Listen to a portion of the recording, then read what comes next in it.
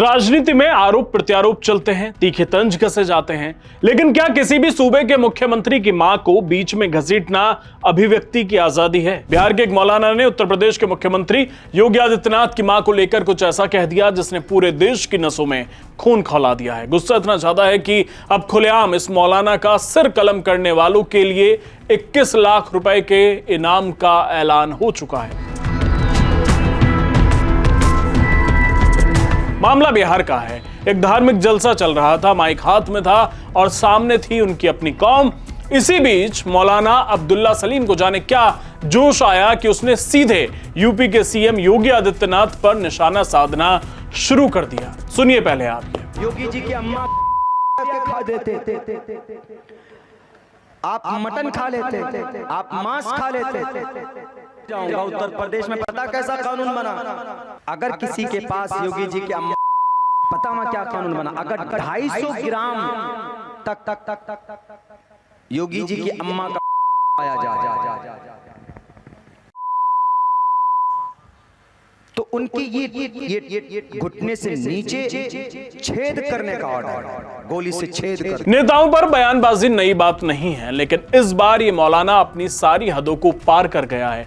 गाय के मांस का जिक्र करते करते उसने सीधे योगी की मां पर एक बेहद भद्दी और विवादित टिप्पणी कर दी है। बस वो एक लाइन माइक से निकली और पूरे देश में बवाल मच गया। उत्तर प्रदेश से लेकर दिल्ली, हरियाणा तक लोगों में गुस्सा है। जगह जगह इस मौलाना के पुतले फूंके जा रहे हैं और गिरफ्तारी की मांग को लेकर गदर मचा है।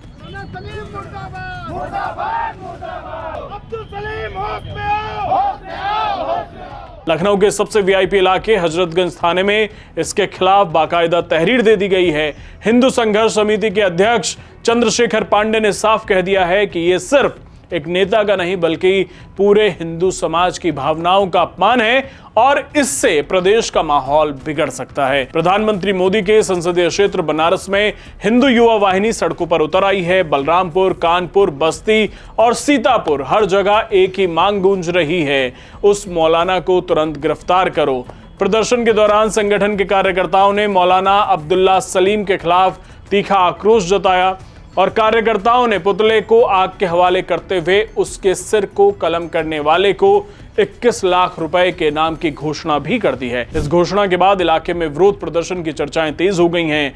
गोरखपुर से बीजेपी सांसद और एक्टर रवि किशन का भी पारा हाई है। उन्होंने सोशल मीडिया पर दो टूक कहा कि भारतीय संस्कृति में मां सर्वोच्च सम्मान का प्रतीक है और किसी की भी मां का अपमान कतई बर्दाश्त नहीं किया जाएगा। सबसे बड़ी बात यह है कि इस बयानबाजी का जो बचाव है वो मुस्लिम धर्म गुरु भी नहीं कर पा रहे। यूपी के शाही चीफ मुफ्ती चौधरी इब्राहिम हुसैन ने भी इस बयान की कड़ी निंदा की है और कहा है कि इस मामले में कानून को अपना काम करना चाहिए। साधु संतों ने भी चेतावनी दी है कि गाय सिर्फ किसी एक व्यक्ति की नहीं बल्कि करोड़ों सनातनियों की आस्था है और मां है, और मां चाहे वो किसी संत की हो, अमीर की हो, गरीब की हो, उसका अपमान करने वाले को बख्शा नहीं जाना चाहिए।